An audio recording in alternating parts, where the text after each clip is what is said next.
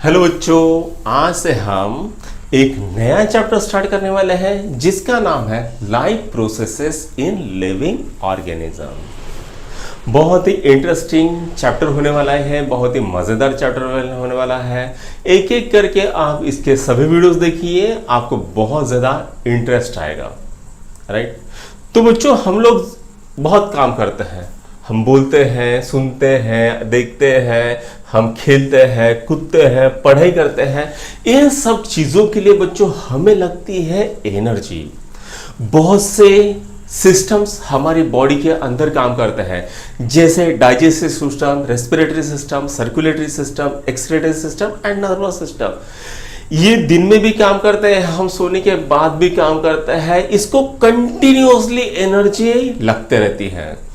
और ये एनर्जी हमें कहाँ से मिलती है? तो ये हमें एनर्जी खाना खाने के बाद मिलती है। बहुत से पेड़ जो होते हैं, बहुत से क्या, सभी पेड़ खुद का खाना खुद बनाते हैं, इसलिए उनको कहा जाता है ऑटोट्रॉफ्स। लेकिन हम लोग हमारा खाना खुद नहीं बना सकते, इसलिए हमें कहते हैं हेटेरोट्रॉफ। हम खाने के लिए किसके ऊपर डिपेंड करते हैं? हम खाने के लिए पेड़ों के ऊपर डिपेंड करते हैं, एनिमल्स के ऊपर डिपेंड करते हैं, इसलिए हमें क्या कहा जाता है? इसलिए हमें कहा जाता है हेटेरोट्रॉफ्स। तो बच्चों, ऑटोट्रॉफ्स क्या होते हैं? सबसे पहले ये देखेंगे ऑटोट्रॉफ्स।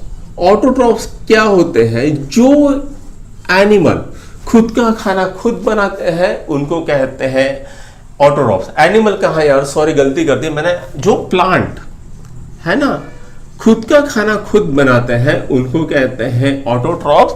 और जो एनिमल खुद का खाना खुद नहीं बना सकते हैं, किसी और के ऊपर डिपेंड करते हैं, उनको हम कहते हैं हेटेरोट्रॉफ्स। उनको हम क्या कहते हैं? हेटेरोट्रॉफ। जैसे हम एनिमल है ना, हम एनिमल लोग क्या है? हेटेरोट्रॉफ्स है। अच्छा, हम खाना खाते हैं, मतलब हम क्या कहते हैं? मतलब हम फल फूल सब्जी पेड़ पत्ते पौधे फिश सब कुछ खाते हैं।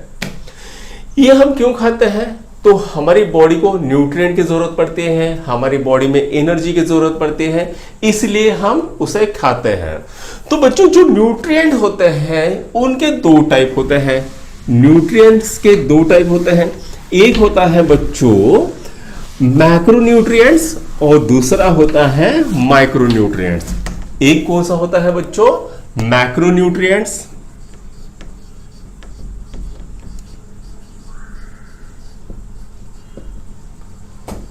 और दूसरा होता है माइक्रो न्यूट्रिएंट्स। एक होता है मैक्रोन्यूट्रिएंट्स और दूसरा होता है माइक्रोन्यूट्रिएंट्स। मैक्रोन्यूट्रिएंट्स कौन कौन से हैं? तो मैक्रोन्यूट्रिएंट्स है बच्चों, सबसे पहला है कार्बोहाइड्रेट। सबसे पहला कौन सा है? कार्बोहाइड्रेट। दूसरा है बच्चों प्रोटीन। हमने चैप्टर 1 में पढ़ा था प्रोटीन सिंथेसिस, वही वाला प्रोटीन। और तीसरा है बच्चों lipids and fats. Lipid and fats. तो ये बच्चों इनको कहा जाता है मैक्रोन्यूट्रिएंट। और इनको मैक्रोन्यूट्रिएंट्स क्यों कहा जाता है? क्योंकि इसकी जरूरत हमें बहुत ज्यादा पड़ती है ना। दूसरा है बच्चों माइक्रोन्यूट्रिएंट्स। तो ये माइक्रोन्यूट्रिएंट्स कौन से हैं? सबसे पहला है विटामिन्स और दूसरा है बच्चों मिनरल्स। इनको हम कहते हैं माइक्रोन्यूट्रिएंट्स, क्योंकि इसकी रिक्वायरमेंट हमें बहुत कम लगती है। अब ये हमने खाया, तो मुझे बताओ बच्चों, ये कार्बोहाइड्रेट्स कहां कहां पर मौजूद होते हैं? कार्बोहाइड्रेट्स कहां कहां पर मौजूद होते हैं, है ना। तो बच्चों कार्बोहाइड्रेट्स हर कहीं मौजूद होते हैं, है ना।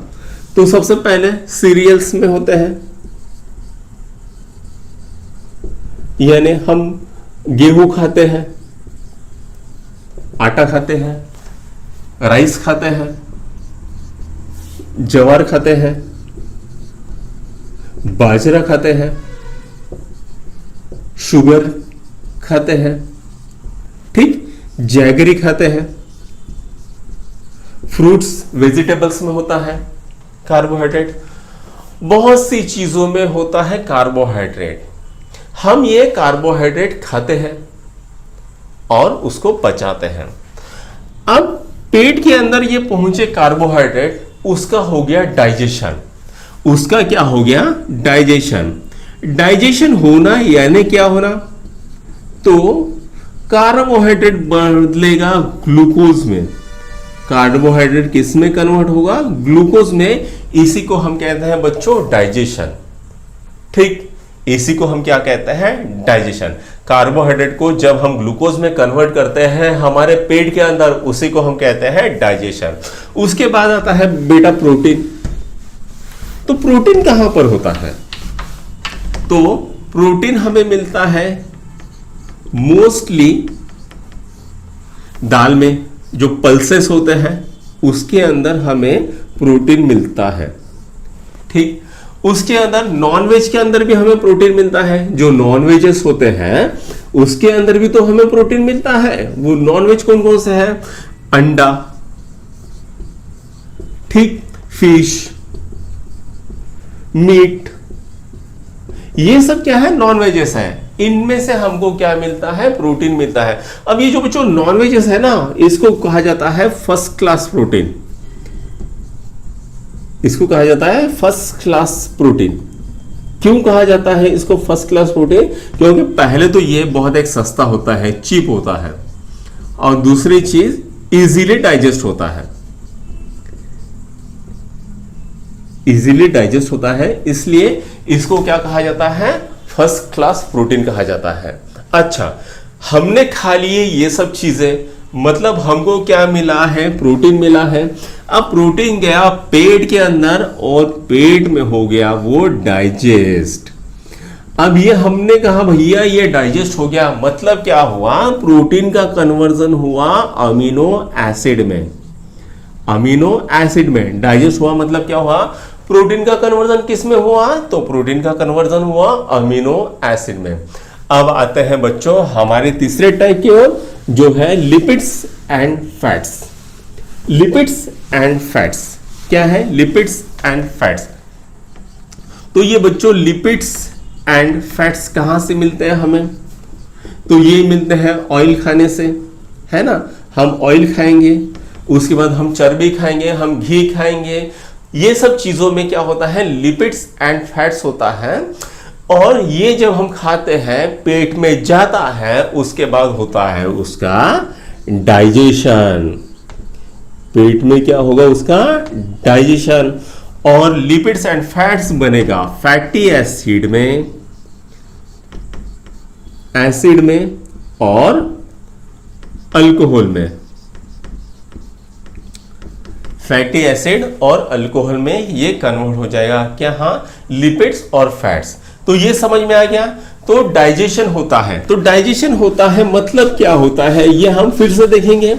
तो हमने खाया कार्बोहाइड्रेट, हमने खाया कार्बोहाइड्रेट, उससे क्या बन गया?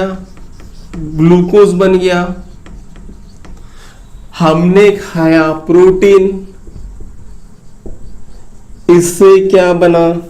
Amino acid. हमने खाया लिपिड्स एंड फैट्स, इससे क्या बना बेटा? Fatty acid. इससे क्या बना? Fatty acid plus alcohol. Right. अच्छा, ये जो है ये ग्लूकोज है, ये अमीनो एसिड है, और ये फैटी एसिड और अल्कोहल है। ये एनर्जी प्रोड्यूस करते हैं हमारे सेल के अंदर। ये कहां एनर्जी प्रोड्यूस करते हैं? हमारे बॉडी में, सेल के अंदर। अच्छा, 1 ग्राम ग्लूकोज कितनी एनर्जी प्रोड्यूस करता है? तो वो करता है 4 किलो कैलोरी एनर्जी प्रोड्यूस करता है। 1 ग्राम अमीनो एसिड कितनी एनर्जी प्रोड्यूस करता है? तो 4 किलो कैलोरी एनर्जी प्रोड्यूस करता है।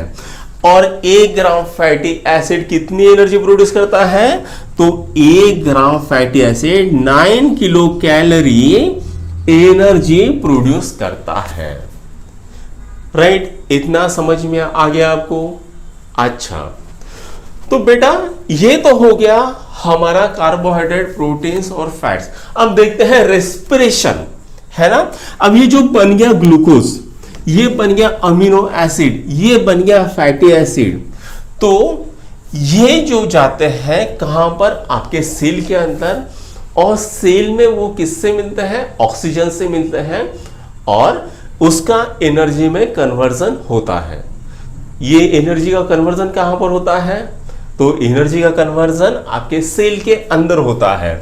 आपने खाया कार्बोहाइड्रेट, उसका डाइजेशन हुआ और क्या मिला? ग्लूकोज। आपने खाया प्रोटीन, उसका डाइजेशन हुआ, आपको क्या मिला? Amino acid. आपने खाया लिपिड्स एंड फैट्स, उसका डाइजेशन हुआ और क्या मिला आपको? Fatty acid and alcohol.